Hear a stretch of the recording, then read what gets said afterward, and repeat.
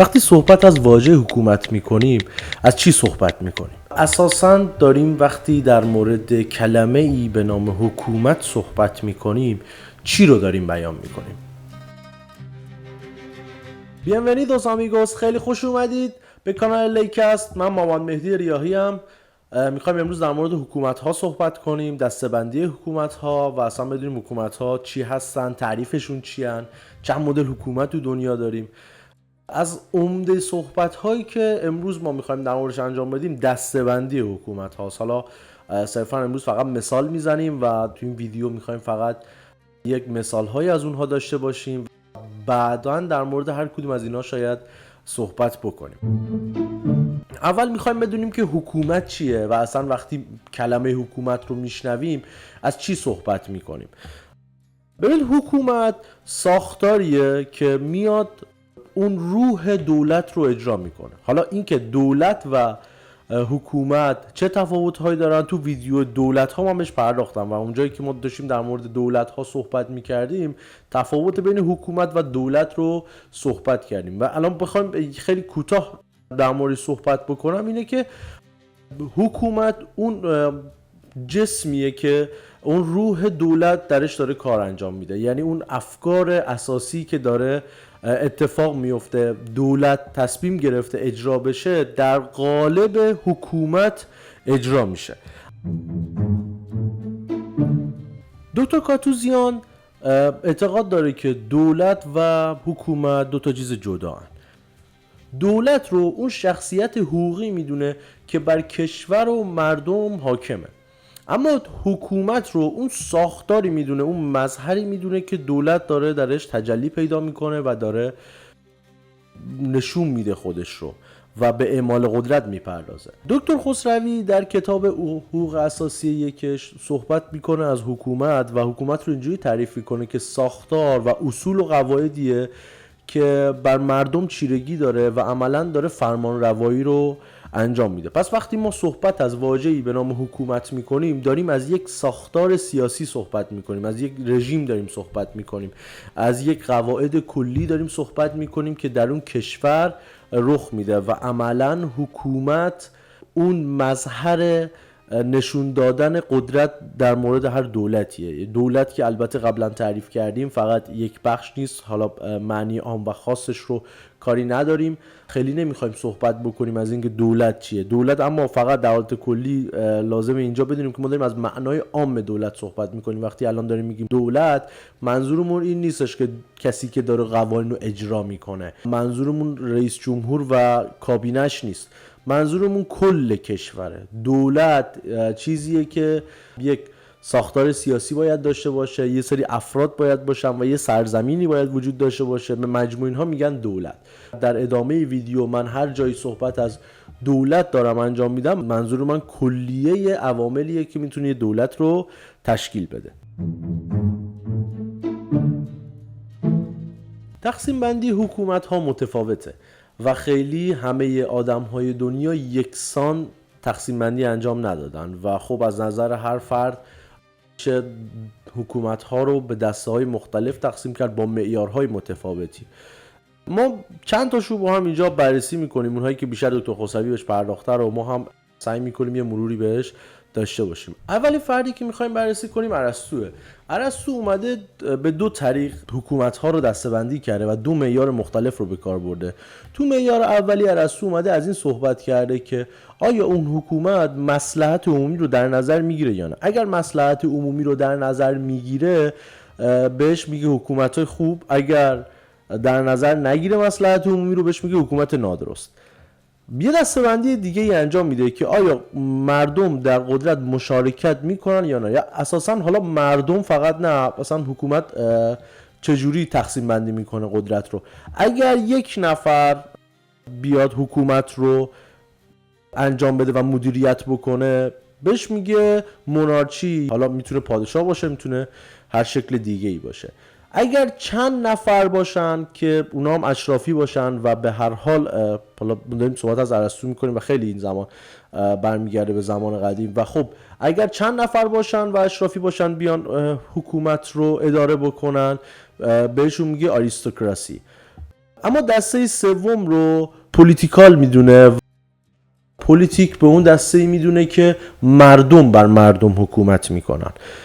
اما بعدها روسو هم همین دسته‌بندی ارسطو رو قبول میکنه و همین رو تقریبا با یک مقدار جزئیاتی تغییر نظر ارسطو رو به عنوان معیار دسته‌بندی خودش قبول میکنه. البته دسته‌بندی اول نه، این دسته‌بندی دوم که مقدار مشارکت بر حکومت رو قبول داره. مونتسکیو که یک حقوقدان فرانسوی بوده و از خانواده اشراف هم بوده، میاد دو تا عامل رو در تقسیم بندی حکومت ها مهم میدونه. یکی اصله و یکی طبعه. اصل اینه که نیروی محرکه حکومت چیه و چی باعث میشه که این حکومت مردم قبولش داشته باشن و بر چه اساس عمل کرد داره. و طبع ماجرا اینه که حکومت به چه ساختاری شکل گرفته و ساختار دقیق حکومت چجوریه. ساختار حکومت میشه طبع حکومت. پس دو تا عامل اصل و طبع رو در نظر میگیره که سه تا دسته اصلی میدونه حکومت ها رو. یا استبدادی هن که اون چیزی که باعث میشه حکومت شکل بگیره و اون نیرو محرکه‌ای که ازش استفاده میکنه ترسه و ساختار حکومت بر خودکامگیه. یا منارشیه که منارشی بر اساس افتخار نیرو محرکه رو میدونه و حاکما میان یک افتخار رو واسه خودشون میدن. حالا ممکن افتخار جنگی باشه. ساختار حکومت هم با یه قوانین معین جلو میره. یعنی ما در منارشی یه قاعده معین ساختار رو جلو میبره و فضیلت و اون نیروی خاصی که باعث میشه که حکومت بهش دست بزنه و چنگ بزنه و افرادی که اون نیرو رو دارن و اون شاخص رو دارن به ردای بالاتری میرسن، اون افتخار و شرافته. اما در مورد دموکراسی که دسته بعدیه که مونتسکیو در موردش صحبت میکنه، میگه ساختار حکومت بر اساس مشارکت مردم میان مشارکت میکنن. اون نیروی محرکه هم فضیلت مدنیه، یعنی اون چیزی که جامعه بهتر میدونه در موردش و مردم در موردش فکر میکنن، نه اینکه صرفا یک افتخار خاصی توی یک زمینه وجود داشته باشه. اما دکتر خسروی توی کتاب خودش اعتقاد داره که خب بر اساس یه سری از اتفاقها مثل سطح تأثیر مردم بر حکومت، میزان مشارکتشون و قدرت عمومیشون، میاد به دو دسته دموکراتیک و غیر دموکراتیک دسته‌بندی میکنه. سه تا دسته اصلی میشن حکومت‌های غیر دموکراتیک: یا خودکامگی هن، یا دیکتاتوری هن، یا پادشاهی هن. حالا شاید از نظر خیلی ها اینها یکسان باشه و یک معنی رو بده، اما خب در نظر حقوقی اینها متفاوتن و عمده اشتراک اینها و اصلی ترین اشتراکشون اینه که سطح مشارکت مردم در حکومت در حد اقله. یعنی مردم خیلی نمیتونن نظرشون رو بدن و اراده مردم در حکومت خیلی تأثیری نداره. خودکامگی همون ترجمه توتالیتاریسمه که یک فردی کاملا قدرت رو در اختیار داره. حالا ممکنه یک جمعی هم باشن و اینها خیلی به نظر مردم اهمیتی نمیدن، یا شاید هم اصلا بگم هیچ به نظر مردم اهمیت نمیدن و اون کاری که میخوان رو انجام میدن. در مورد دیکتاتورها، دیکتاتور ممکنه یک رئیس جمهور هم باشه، ممکنه با رأی مردم حتی انتخاب شده باشه، اما نظر مردم خیلی براش اهمیتی نداره و اون اراده مردم تأثیری بر تصمیمات اون فرد نداره و حکومت عملا اون فردی که اون بالا میذاره خودش دیگه شروع میکنه به تصمیم گیری، میتونه قانون رو عوض کنه و میتونه خیلی از نفوذهای مختلف رو در ساختار حکومت انجام بده. مورد سوم هم که پادشاهیه که خب برای ما خیلی مشخصه که پادشاهی یعنی چی. اما پادشاهی دسته‌های مختلفی داره. یا اینکه پادشاه موروثیه، یعنی پدرش پادشاه بوده اونم پادشاه میشه، که خب خیلی جاها میدونیم اصلا از عمده ترین اتفاقی که در دنیا و در حکومت‌های پادشاهی افتاده همینه. یا انتخابیه و پادشاه رو مردم انتخاب میکنن، یا یک حکومت پادشاهش رو توسط یک گروه خاصی انتخاب میکنه که خب باز هم اینها آشنا هستن برامون که خیلی نمیخوام وارد جزئیاتش بشم.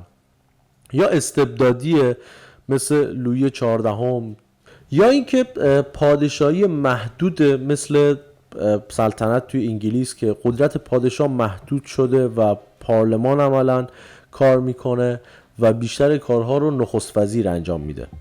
یا حکومت پادشاهی به صورت آریستوکراسیه، یعنی اینکه یک قشر خاصی بر مردم حکومت بکنن. حالا میتونن این قشر خاص ثروتمندا باشن، میتونن نظامی ها باشن، میتونن روحانیون باشن، که میتونن حتی پزشکا باشن. خلاصه هر قشر خاصی که به مردم حکومت بکنن میشه آریستوکراسی. در حکومت‌های دموکراتیک میزان مشارکت مردم در حکومت بسیار بالاست و اراده مردم در حکومت تأثیر زیادی داره.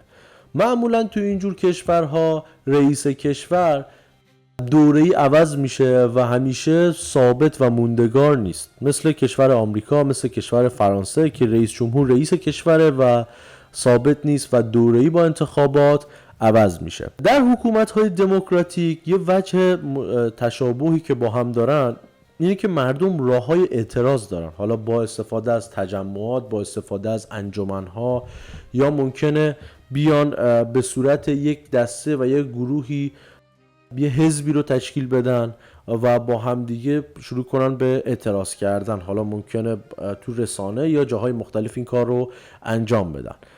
این راه‌هاییه که خلاصه مردم در نظام‌ها و در حکومت‌های دموکراتیک میتونن اعتراض بکنن و میتونن تأثیرشون رو بر حکومت بذارن.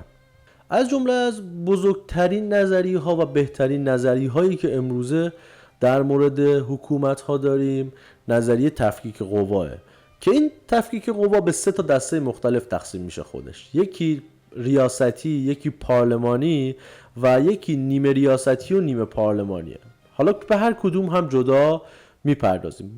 در کشورهایی که با نظریه ریاستی اداره میشن و حکومت‌هایی که این شکلی جلو میرن، قوای سگانه معمولاً از هم کاملاً مستقل هستند و قدرت خاص خودشون رو دارن. مثلا یکی از کشورهایی که سیستم ریاستی داره کشور آمریکاست که رئیس جمهور آمریکا رئیس کشوره و رئیس قوه مجریه است که کاملا مستقل از قوه مقننه، میتونه جدا از ماجرای کنگره میتونه واسه خودش تصمیم بگیره. رئیس کشور فرماندهی کل قوا رو هم بر عهده داره.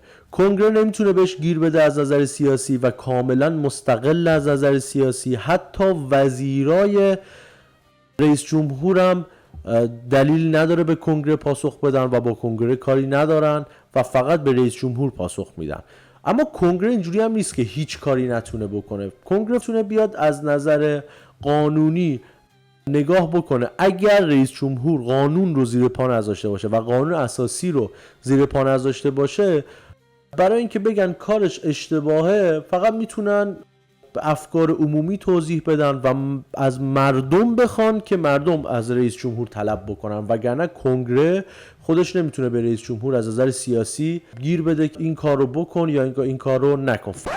در ریاستی ها قدرت های هم رئیس جمهور داره. اینکه رئیس جمهور حق وتو داره و میتونه مثلا در کشور آمریکا میدونیم یه حق وتوی تعلیقی داره و میتونه مسببات کنگره رو یک بار اجرا نکنه و برگردونه به کنگره. در سیستم های پارلمانی حالا مثل کشور انگلیس نخست وزیر رئیس قوه مجریه میشه و اجرا رو نخست وزیر به عهده میگیره. حالا میدونیم توی انگلیس اون حزبی که اکثریت آرا رو در پارلمان به دست میاره رئیس اون حزب میشه نخست وزیر.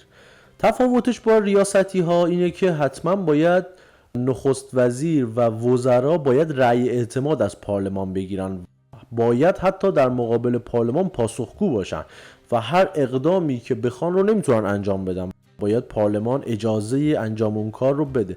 اما در حکومت هایی که گفتیم به صورت ریاستی هن این اتفاق نمی افتاد، نمیتونستن از نظر سیاسی به وزرا گیر بدن. وزیر فقط تابع حرفای رئیس جمهور بود نه کنگره. اما باز هم میگیم این ماجرا به این دلیل نیستش که قانون و وزیر بتونه زیر پا بذاره. حکومت بر اساس قانون جلو میره، قانون حاکم اصلیه در کشورها. دسته سوم از حکومت های دموکراتیک تلفیق ریاستی ها و پارلمانی ها، یعنی نیمه ریاستی و نیمه پارلمانیه که یکی از کشورهایی که این سیستم رو داره کشور فرانسه است. حالا ما هم میدونیم که قانون ما عمده‌اش از حقوق فرانسه گرفته شده و اقتباس شده و از قوانین فرانسه آورده شده. کشور نیمه پارلمانی و نیمه ریاستی، رئیس جمهور رئیس کشور مثل حکومت‌های ریاستی حتی این قدرت رو داره که بتونه مجلس رو هم منحل بکنه. رئیس جمهور این قدرت رو داره که بیاد همه پرسی بذاره، این قدرت رو داره که بیاد یک قاعده خاصی رو به همه پرسی کل کشور بذاره و مردم مستقیما در مورد اون نظر بدن. یه ویژگی خاصی و نزدیکی که نسبت به پارلمانی ها ما داره اینه که باید نخست وزیر مشخص بکنه و نخست وزیر کار اجرا رو جلو ببره. نخست وزیر باید از مجلس رأی اعتماد بگیره و همچنین وزرای نخست وزیر هم باید از مجلس رأی اعتماد بگیرن که این رأی اعتماد گرفتن با نظام‌های پارلمانی یکسانه. یادمون نره در نظام‌های پارلمانی هم نخست وزیر قدرت این رو داره که مجلس رو منحل بکنه، اما باید از رئیس کشور، که حالا مثلا در کشور انگلیس که پادشاهه باید حتما از رئیس کشور اجازه بگیره که این اتفاق بیفته و فقط میتونه پیشنهاد منحل شدن مجلس رو بده. اما این اتفاق به این راحتی هم نمیتونه بیفته و نماینده های مجلس که نماینده های مردم هستن به این راحتی قابلیت این وجود نداره که بشه اینها رو از صحنه قدرت کنار گذاشت.